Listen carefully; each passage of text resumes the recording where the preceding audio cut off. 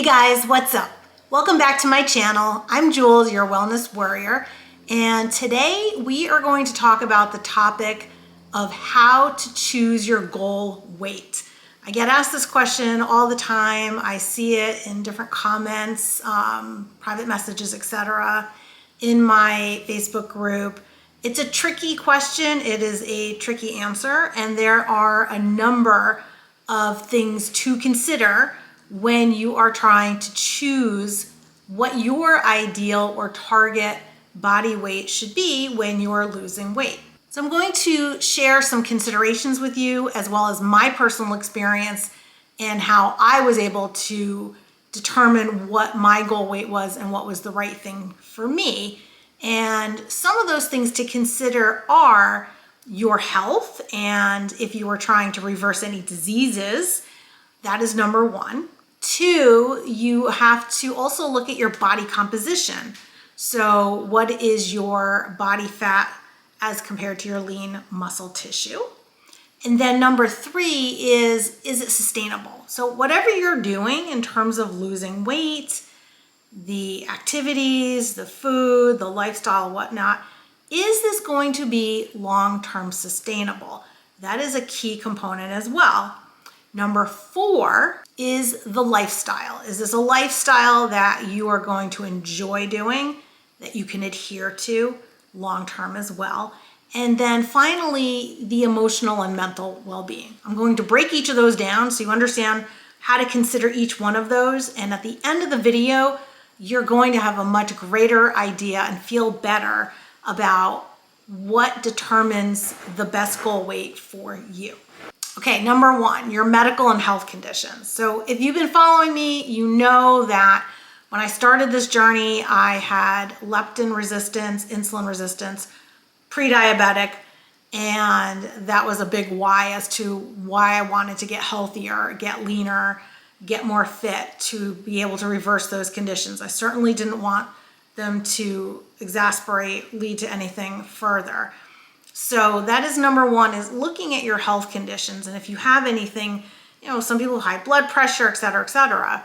So if you have those areas that you need to consider, then once you reach a lower body weight, or you're reducing your body fat, that should also reduce some of those metabolic disorders or health conditions that you have as well. So you'll definitely need to be considering going to your healthcare practitioner, because you may be taking other medications that you might also be able to get off of. Okay, body composition. So it's not just about scale weight and weight loss. What you're really trying to achieve is body fat loss, because you don't want to lose lean muscle. You don't want to lose bone density, which can happen when you are restricting your calories and you're not eating as much. So you really want to focus on losing body fat.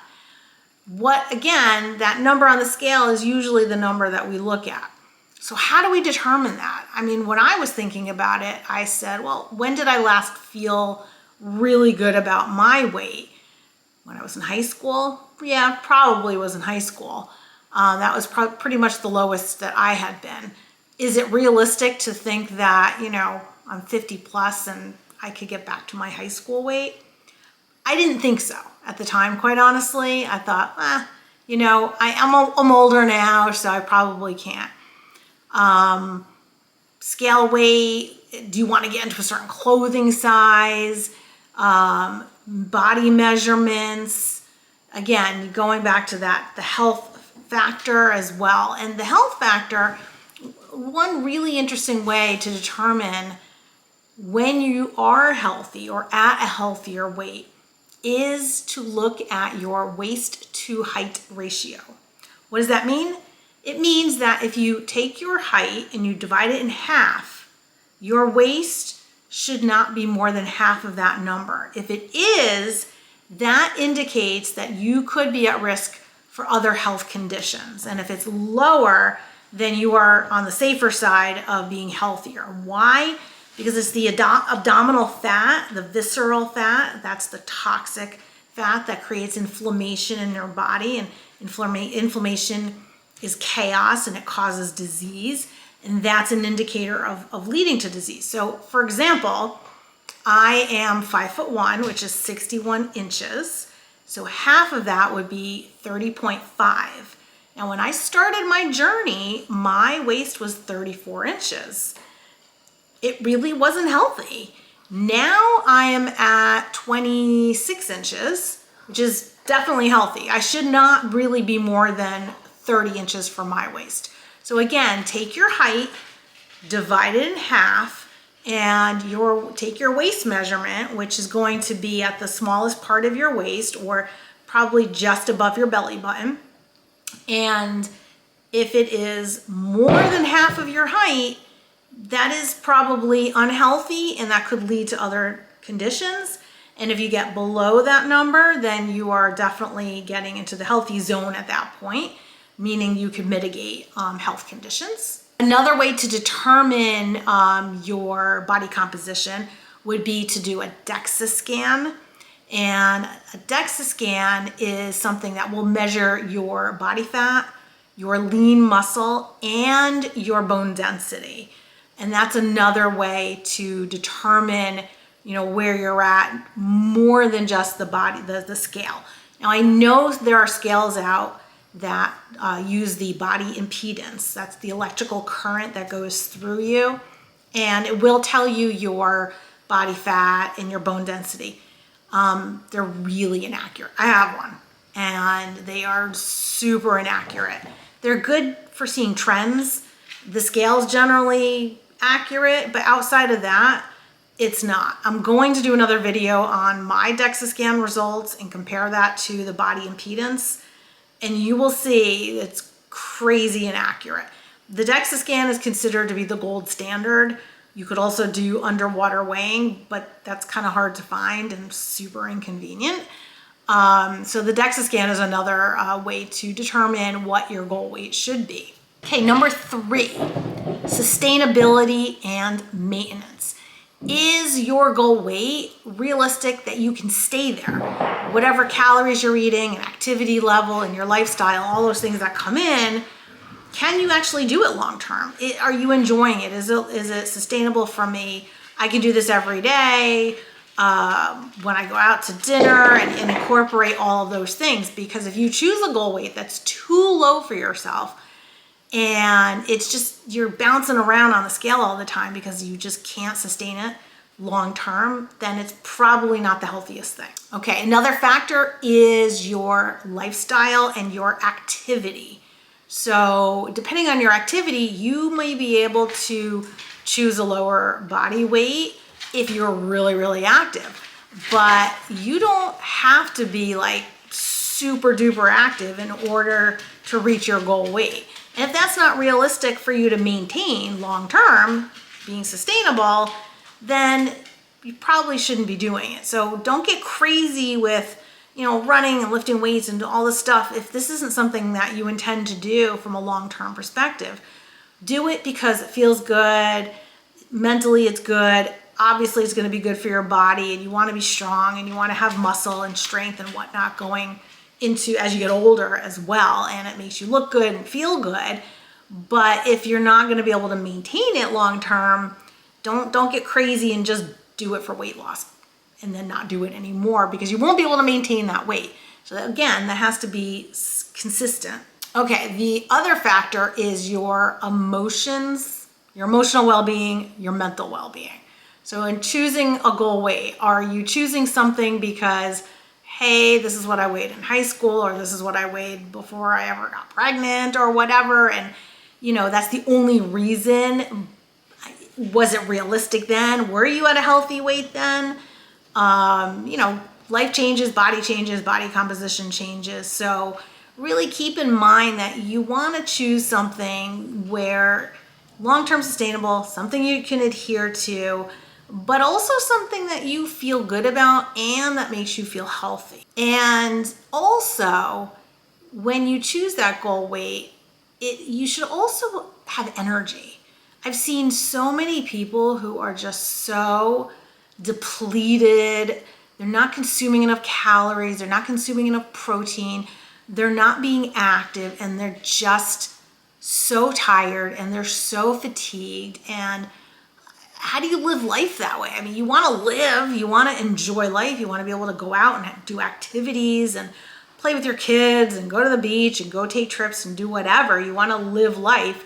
You want to get to an ideal body weight where you're healthy, not just physically, but also mentally and emotionally.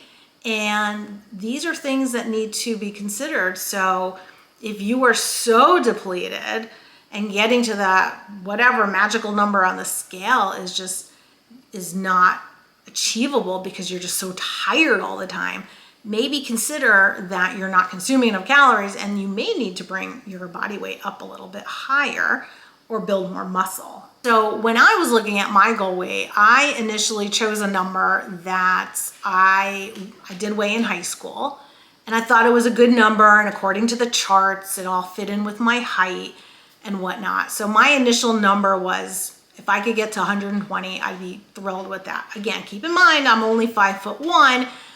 So for the, you folks that are much taller than me, your number's obviously going to be higher.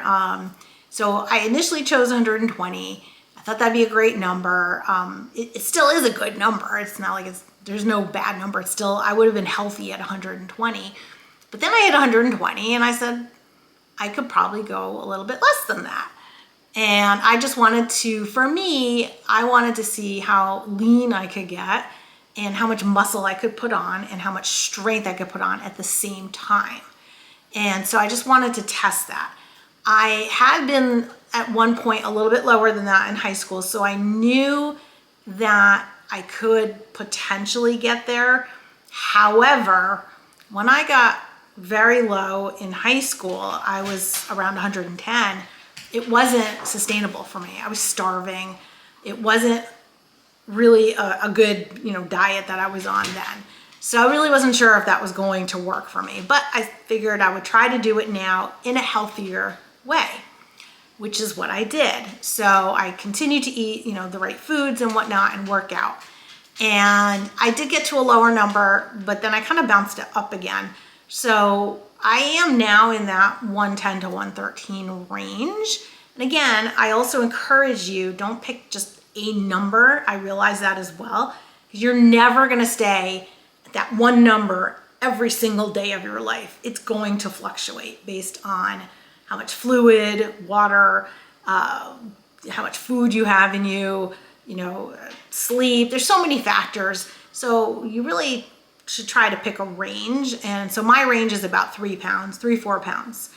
Now in that 110 to 113, I thought, well, can I get lower? I don't know. I really couldn't get lower than that. So what I decided to do was I went and got a Dexa Scan, because I thought, let me see what my body fat percentage is. Let me get a different viewpoint or perspective than just what the scale is telling me visually in pictures and whatnot. I knew I looked good. I thought I looked good, but I don't know. I just wanted to get a different way of looking at it. So I have gotten 2 Dexa scans at this point.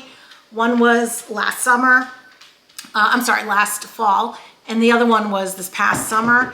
And based off of the results on my Dexa scan, I said to myself, well, I definitely don't need to lose any more weight, and I don't need to lose any more body fat, because I was pretty lean and I couldn't get really any leaner than that. The second Dexa scan actually indicated that I'd gotten a little bit leaner and actually built more muscle and some bone density, and my weight actually went up by like a pound.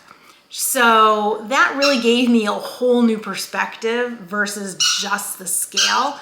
So if you're ever wondering, hey, I hit my goal weight, I'm not sure if this is where I should be or not, go get a Dexa scan. If your doctor doesn't order it for you, you can look for one online or near you. That's what I did, and was able to get in on my own. It cost me $100. I've seen other places where it's $150, $200. If you have the means to do it, I think it's a great data point. So remember, when you're choosing your goal weight, keep in mind your overall health conditions and the things that you want to reverse, your emotional well-being, your lifestyle. Is this going to be long-term sustainable? Your activity levels. It is not just a magic number on the scale. There's no one magic number on the scale that's going to poof make you happy. So keep in mind all of these different factors, and you will reach the number that you are meant to be, which is a happy and healthy body, mind, and spirit. So if you like this video, definitely give it a thumbs up. And I would love to hear your comments, questions. How did you determine your goal weight in the comments? How did that happen? What questions that you might have. Also keep in mind, I do have a private Facebook group that's free, Juls Wellness Warrior. We're there to support each other, encourage each other, help each other out, answer questions. So if you'd like to have a community that will help to support you, jump on there, and we're all about that. I will see you in my next video. Stay strong.